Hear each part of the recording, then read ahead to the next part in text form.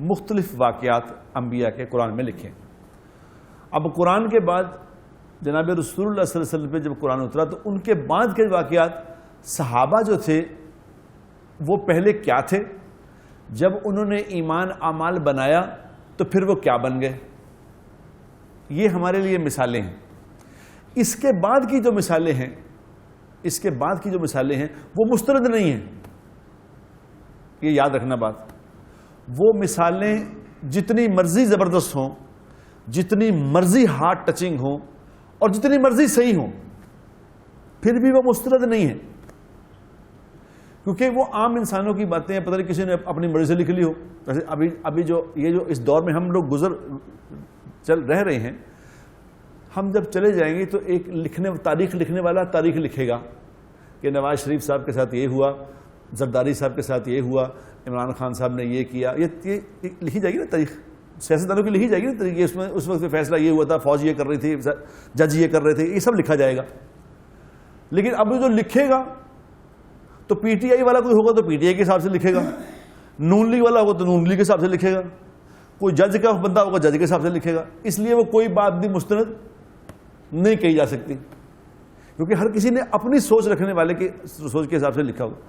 اس لیے بعد کے جو واقعات ہیں, ابھی جو بزرگوں کے واقعات آتے ہیں کہ جی ہمارے بزرگ تھے جناب, انہوں نے ایک ان کے پاس بچہ آیا تو انہوں نے ماں نے کہا کہ جی یہ میرا بچہ ہے گڑ کھاتا ہے جی, تو انہوں نے کہا بیٹا ٹھیک ہے تم کل لے کے آنا اس کو.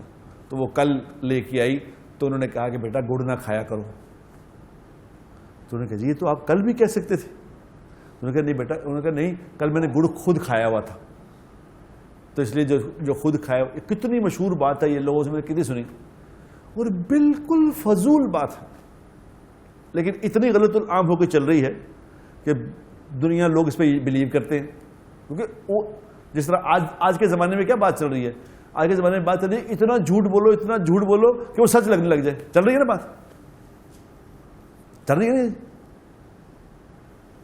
کیا بات ہے یہ کیا ہے کہ جھوٹ اتنا بولو کہ سچ لگنے لگ جائے.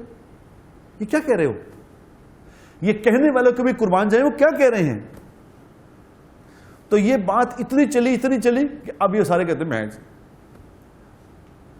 ایک آدمی نے مجھے بڑے ہی یقین سے واقعہ سنایا کہ جی حضرت صاحب ہمارے حضرت ہوتے تھے, انہوں نے کہا جناب وہ دو بھائی تھے, ان کے پیچھے وہ ایک بھائی کے پیچھے نماز نہیں پڑھتا تھا دوسرا بھائی, تو انہوں نے ماں کو شکایت کی کہ اماں جی دیکھو میرے پیچھے نماز نہیں پڑھتا. تو ماں نے بلا کے ڈانٹا کہ تم اس کے پیچھے نماز کیوں نہیں پڑھتے؟ تو کہہ رہے ماں میں اس کے پیچھے نماز اس لیے نہیں پڑھتا کہ یہ نماز میں کچھ اور سوچتا ہے. اچھا تم پڑھا کرو بس اس کے پیچھے نماز. تو ماں نے کہا اماں جی آپ کا اگر حکم ہے تو پڑھا کروں گا. تو پڑھنے شروع کر دی نماز پڑھنے لگے تو نماز بیچ میں توڑ کے چلے گئے. تو آج اس حد ہی کر دی. پھر آ کے اس نے شکایت کی ماں کو, دیکھو جی آج پہلے تو پڑھتا نہیں تھا, آج نماز پڑھی توڑ کے چلا گیا. تو ماں نے بلایا کہ تم نے کیوں ایسا کیا؟ کہ جی میں نے جتنی دیر نماز پڑھی, جتنی دیر یہ نماز اللہ کے سامنے کھڑا ہو کے پڑھتا رہا, میں نے اس کے پیچھے پڑھی, جب اللہ کو چھوڑ کے دنیا میں لگ گیا میں پھر پیچھے سے چلا گیا.